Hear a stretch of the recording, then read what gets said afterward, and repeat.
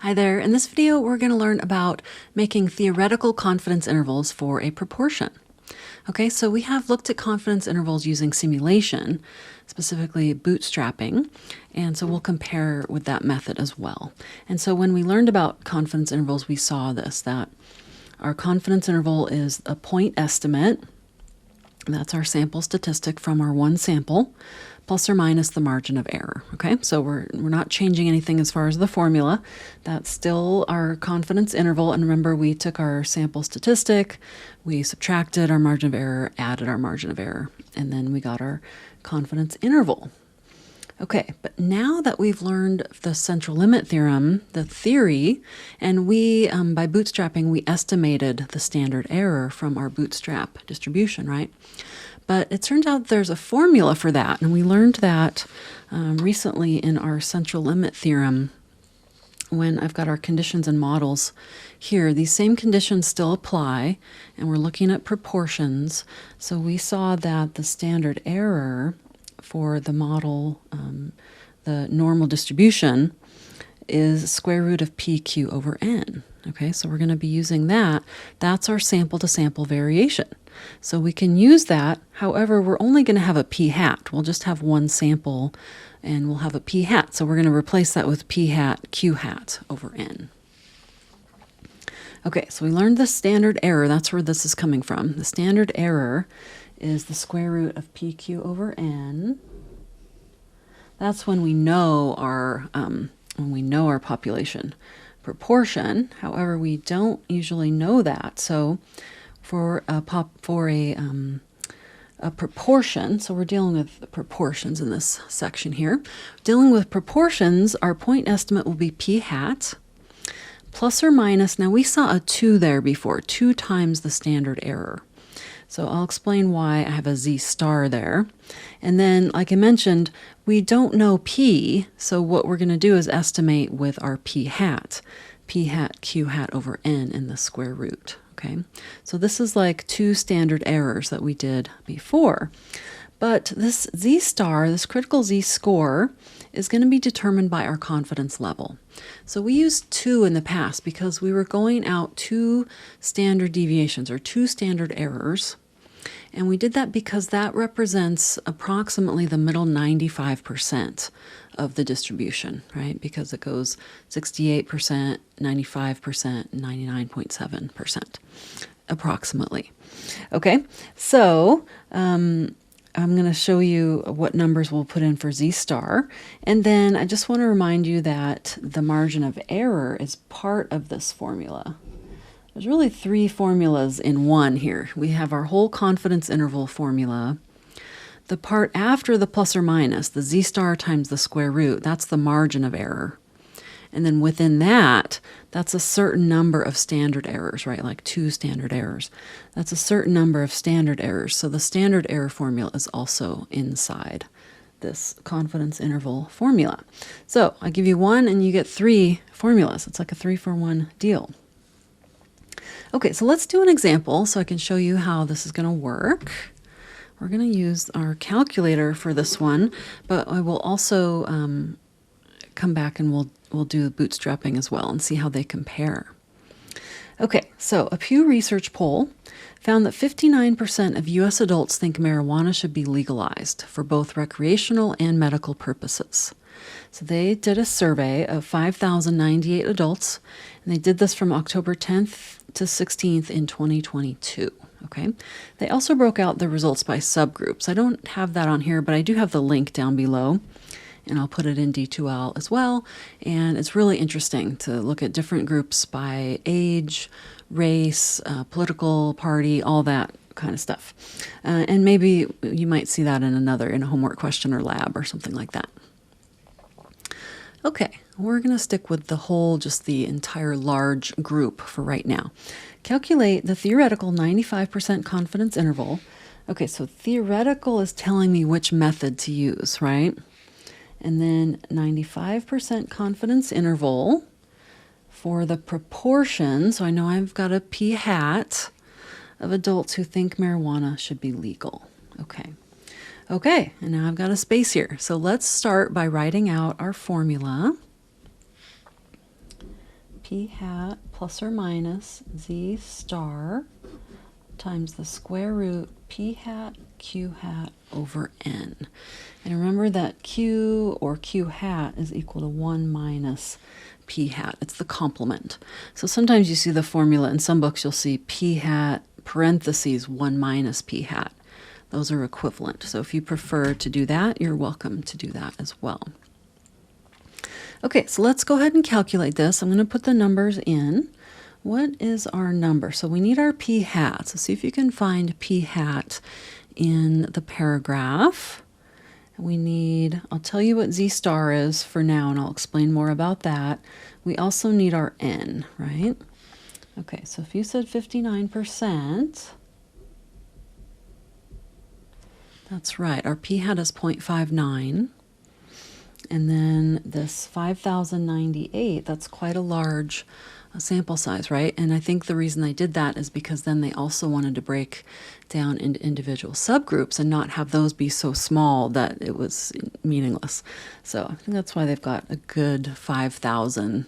Often you see around 1,500 or so in these polls. Okay, great. So let's go ahead and put our numbers in. So I'm going to put 0.59 plus or minus, and we're going to use 1.96. So you'll notice that's pretty close to 2. The 2 is an approximate, so I'll show you, we're just going to get a little more precise with this, and I'll show you all about the different z-stars in the next video, okay?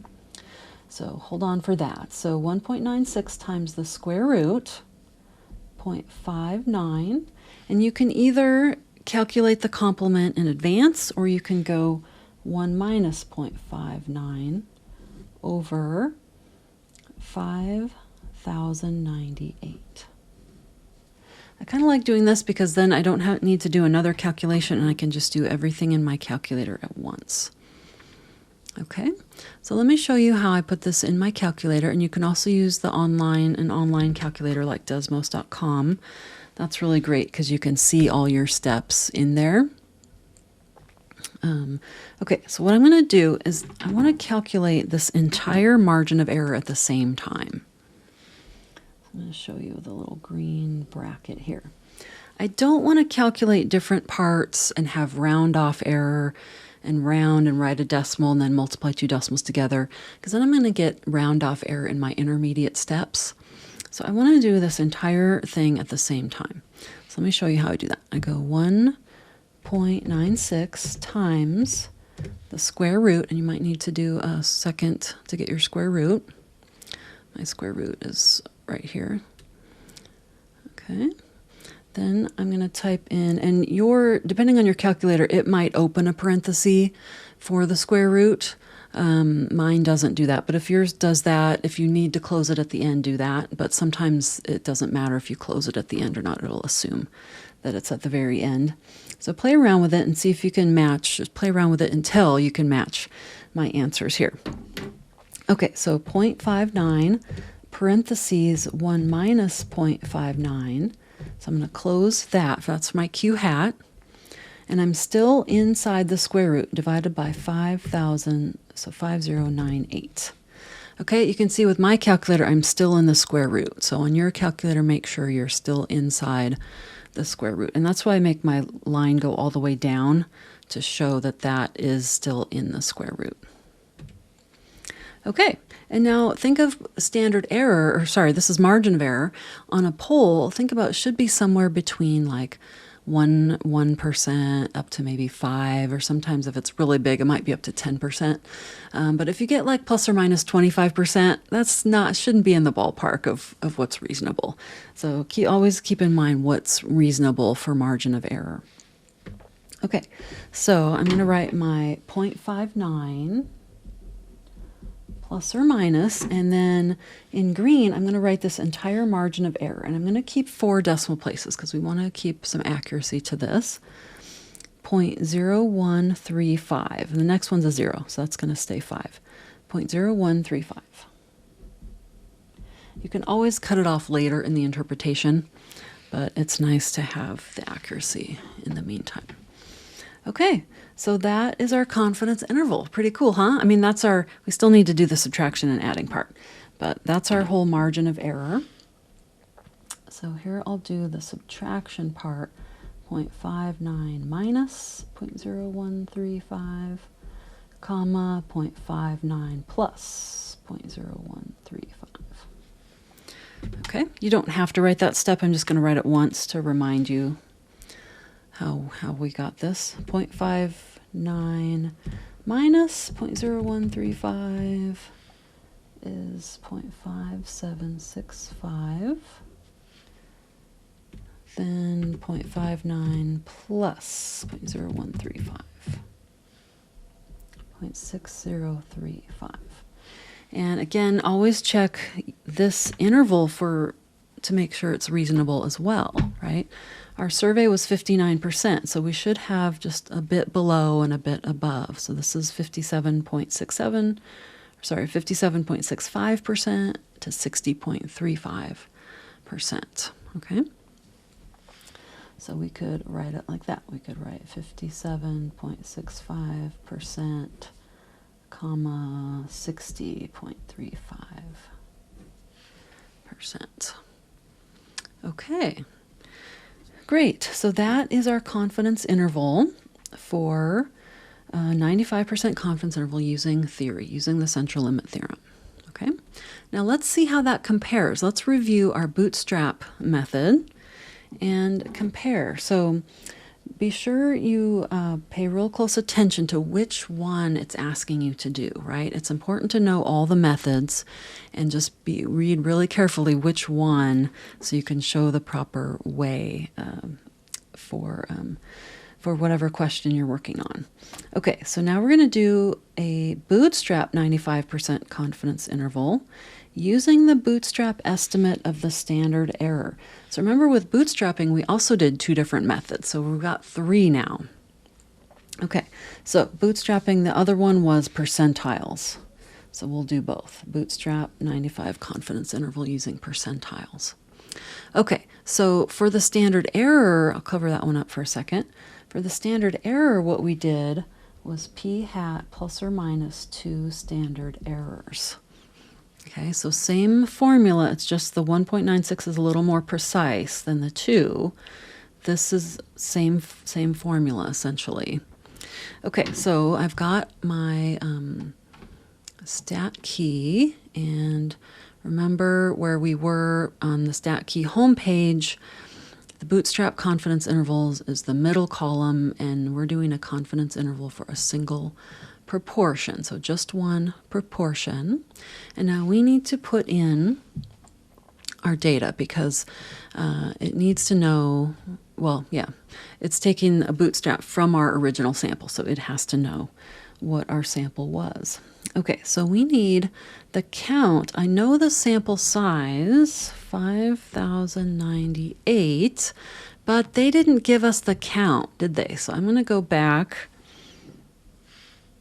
They didn't give us the numerator. They just gave us the percentage. So we've run into this before, where we need to take 5,098 times 0.59 to see how many people, how many actual people supported it versus the percentage. 5098 times 0.59.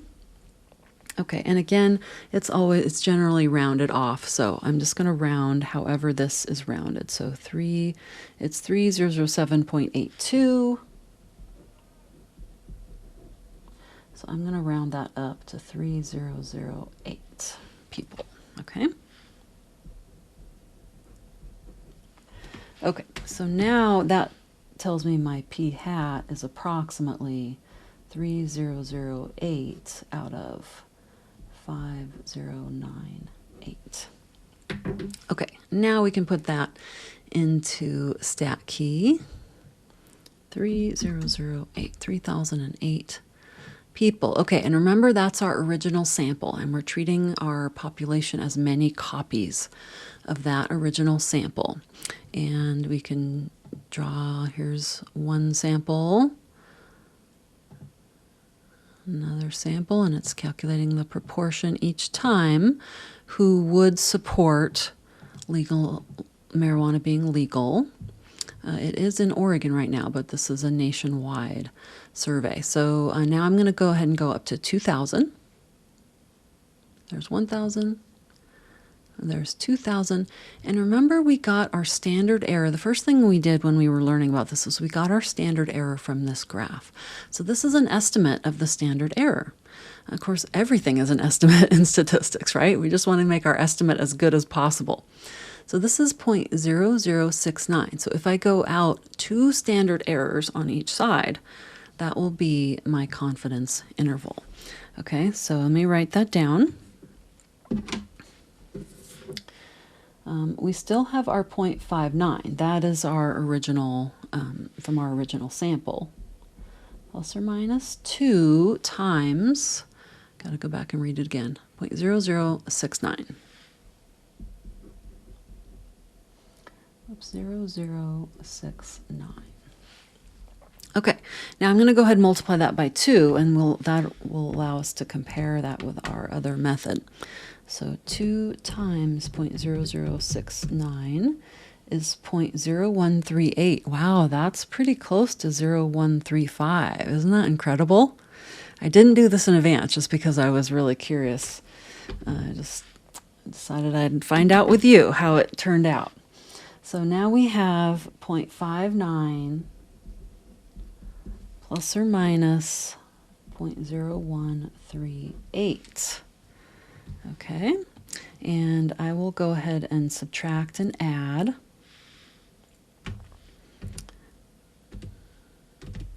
0.59 minus 0.0138, 0.59 plus 0.0138. Okay, I like this calculator too because I can see both. I can see 4 lines and I can see both of them at the same time. Okay, so here's our confidence interval. I'll kind of write it underneath the one we did the other way. This one is 0.5762, comma 0.6038. Notice if we were to round this to 2 or 3 digits, they'd be very, very, very close, almost the same. If we did 2 digits, they'd be the same. Okay, very cool. Okay, so that was one way we did with bootstrapping. The other way, that's with the estimate of the standard error. The other way we did was by checking two-tail, right, to get that middle 95%. And this is because it's a simulation, it won't be, the standard error in this method might not be exactly the same, but they should, again, be quite close. So if I do click on two-tail, I need to move this up a tiny bit so we can read off the bottom. When I click on two-tail, it automatically comes up. The default is the 95% confidence interval. So it's got the 95 in the middle, and that leaves 2.5 on each tail. And then we read our 2 values off of the horizontal scale. So it brings up these boxes, which separates the middle 95. So 0.576 to 0.603, okay? So this one is 0.576. And notice this one is only giving us to 3 decimal places, 0.603. And I mean, really that makes sense because this is not such an accurate thing that we really know this out to 4 decimal places. So I think 2 or 3 is fine. Just watch in My Open Math or whatever assignment you're doing how many decimal places it's looking for, okay? And if it doesn't say, then you can choose. And that's why you show your work. Okay, so calculate a bootstrap interval. So I just want to remind you what we did was check two-tail. Let me make sure that's how it's written. Yeah, check the two-tail box.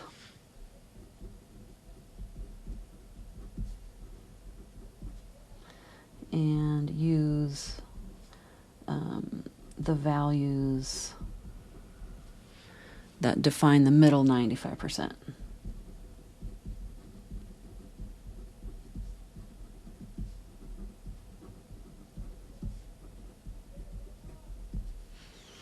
Okay. And then lastly, how do our three answers compare? Well, pretty darn close, right? If we rounded it to 2, it'd be 57 to 60, or sorry, 58 to 60, 58 to 60, 58 to 60. So if we rounded it to 2 decimal places, they would all be the same. If we round to 3, they'd be slightly different. That would be, that would round up, and this one would round up. So, and this one would round up. So if we round to 3, they'd be slightly different, but I mean, come on, within 0.001 is pretty amazing. So in the end, you can decide which method you prefer, right? But if a question's asking you to do a particular one, be sure to show your work for that one. Okay, the answers, the confidence